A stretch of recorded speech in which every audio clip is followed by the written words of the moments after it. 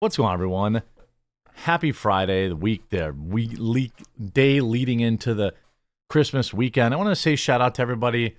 If you're traveling this weekend, leave a like on the video to say Merry Christmas to somebody, or Happy Hanukkah, or Merry Festivus, or whatever. Just that, but also leave a like on the video for people that have to work this weekend, people that don't have a lot going on Christmas.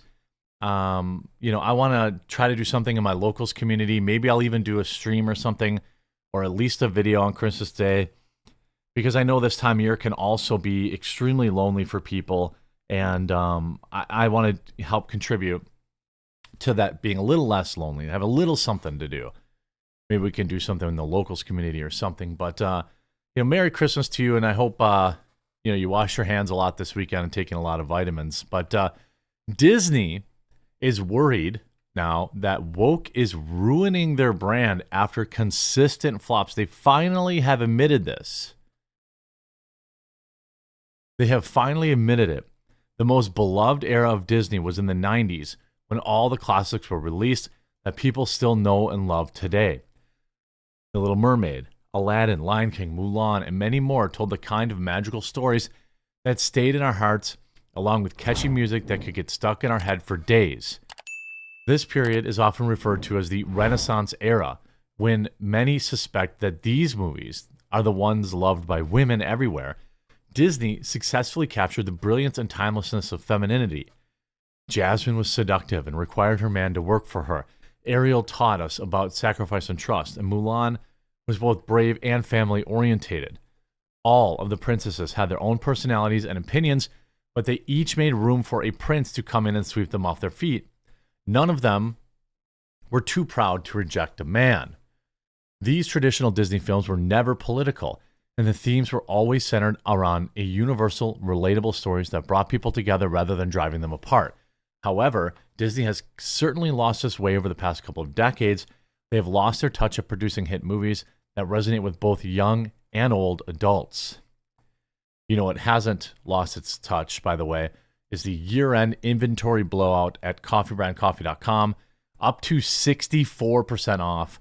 I mean, our chocolate-covered espresso beans are $7 now. They're normally $13. Our chocolate pretzels, our dark chocolate, all this stuff is insanely cheap. The roasted and salted cashews, spicy and sweet treat mix, the kettle corn, chocolate, all this stuff. Plus, we have a bunch of coffee flavors also off, 30% off. All of our tea is 30% off. If you go to the second page, there's even more, and stuff is selling out fast. I know you probably won't get it for Christmas, but now you got peaches and cream, orange creamsicle, pumpkin pie. Look at all this stuff that is massively on sale. 45, 50, 45, 50% off, 60% off on my hat. The cold brews are massively on sale. A lot of this is the last time you're going to see this stuff stock up today. It'll be good to have around the house. Obviously, coffee and stuff lasts forever. And you also have, snacks and stuff like that for New Year's parties you can bring, you can put out if you're having one. Help us clear our shelves going into the New Year's. Turning Red, I'll links in the description. Turning Red, the Disney Pixar film of 2022 that was acclaimed for its heartwarming narrative and representation, did not achieve high commercial success compared to other Pixar films with a global box office of only $20 million against a production cost of $175 million. It ranks among the biggest box office flops of 2022. The supposed reason for the underperformance is attributed to the simultaneous release, giggity, on Disney+. This strategy allowed audiences to view the film at home, significantly affecting the worldwide box office earnings. However, it left people wondering if it just wasn't good enough to draw audiences. There were many parents who expressed their disappointment with the type of inappropriate content that was being delivered to teenagers for the sake of sending a particular message to the world. We also know that this day and date thing is a joke. That is not a real excuse. We know that because we can look at a movie like Five Nights at Freddy's, which absolutely crushed it at the box office and also did well for Peacock. I think it was on Peacock or Paramount Plus or whatever, and it didn't affect that. The Disney animated movie Strange World also faced a significant box office shortfall, with an estimated loss of $150 million in 2022. A notably woke aspect of the film is the introduction of Disney's first openly LGBTQ teenage character who discusses a same-sex crush. The film's underperformance was also attributed to various factors, including its inclusion of sexuality discussions, which deterred many parents from allowing their children to watch it. Some critics suggested that modern parents, more informed through social media, may choose to avoid content with inappropriate, spicy themes for kids. Well, good idea.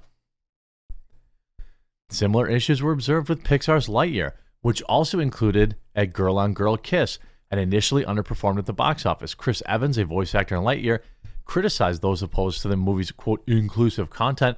However, what he considered inclusive was just seen as annoyingly woke to the general public. Parents have generally never been on board with showing children progressive content, regardless of the political message companies like Disney are desperately trying to send. Disney now has disclosed that it invested a staggering $965 million in 4 high-profile projects in 2023, which unfortunately turned out to be all significant flops. Ant-Man and the Wasp, The Little Mermaid, Indiana Jones, and Dial of Destiny and the Secret Invasion. This revelation comes amid cost-cutting initiative led by Bob Iger, who returned to lead the company.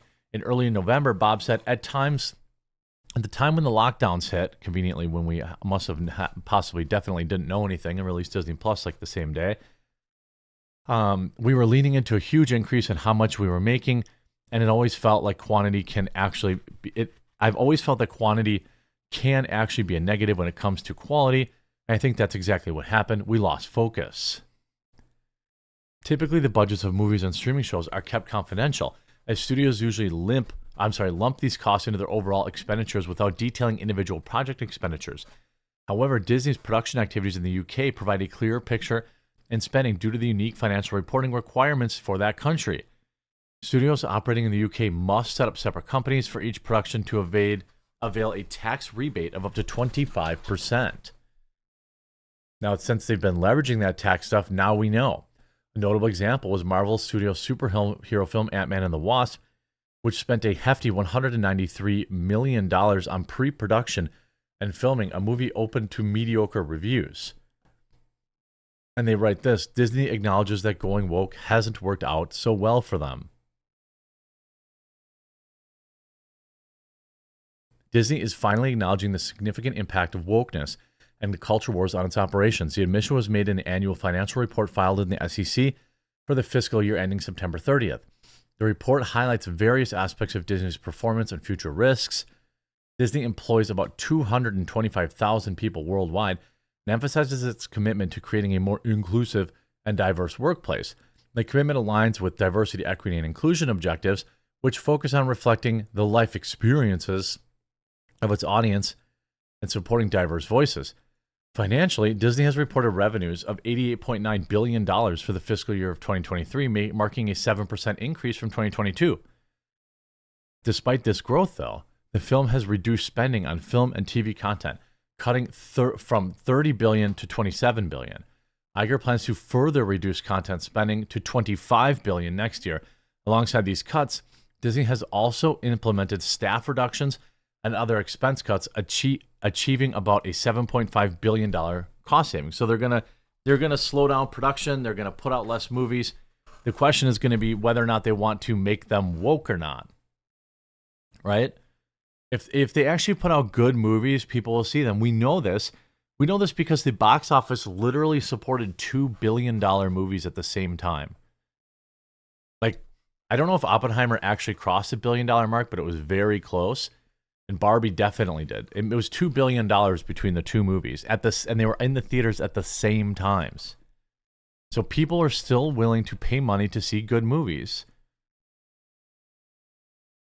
Disney's involvement in culture wars and public debates has had a widespread effect. The company acknowledges risks related to, quote, misalignments with public and consumer preferences, which affect demand and profitability across various segments, including broadcast, cable, theaters, internet, mobile tech, theme parks, hotel resorts, and consumer products. This misalignment has led to challenges in adapting to the market changes and economic or social climates. Boy, it should or would have been easy if they just made funny cartoons for kids. Further, consumers' perceptions of our position on matters of public interest, this is from Disney, including our efforts to achieve certain of our environmental and societal goals, often differ widely and present risks to our reputation and brands, Disney admitted, acknowledging that customer preference impacts revenue. Well, no kidding. Disney's leisure business is influenced by multiple factors, including health concerns and the political environment. The company's intervention in the debate over Florida's parental rights and education bill in March had significant repercussions. Florida Governor Ron DeSantis responded by revoking Disney's special district status in the state, highlighting the cost of Disney's political engagement. They close the article by writing, whether Disney is going to correct course is yet to be seen. Even with its flops, the brand remains the most recognizable name in the entertainment industry, and it's committed itself so deeply to the woke liberal cause that it's difficult to imagine they would ever come back from that. In the meantime, their movies will continue to flop if they don't find a way to return to the Renaissance era or something even close to it, and offer audiences heartwarming, relatable stories rather than subtle and not so subtle tales of progressive politics. This was an article from VOW magazine, by the way. Support our cause and help women reclaim femininity. Shout out, VOW magazine. I mean, I think like this of course is how it works. This is, absolutely true. And no, Disney's not going to go out of business.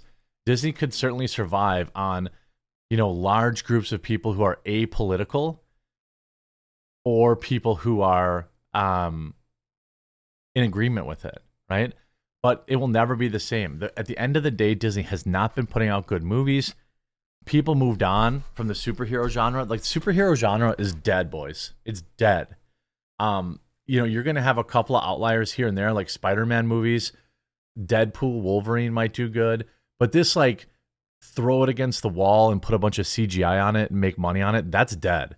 This Agatha, whatever movie, that's going to flop. All these movies that they're going to put out, Miss Marvel flopped. Only the absolute best will be able to make any money. And this whole mediocre cape stuff, that era is done. I mean, just wait till we see what Aquaman does at the box office.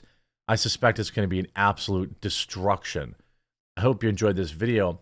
Don't forget to visit the year-end clearance page. There's 2 pages of it, so look through it. A lot of this stuff is just never coming back in stock. The teas, I'm not sure if we're bringing back, so you can stock up. That stuff lasts years. We have tons of coffee flavors, all this kind of stuff. 2 different pages, all massively on sale. Link will be in the description below. Stock up for New Year's and then the rest of the winter. I hope you enjoyed this video, and we'll talk to you again real soon.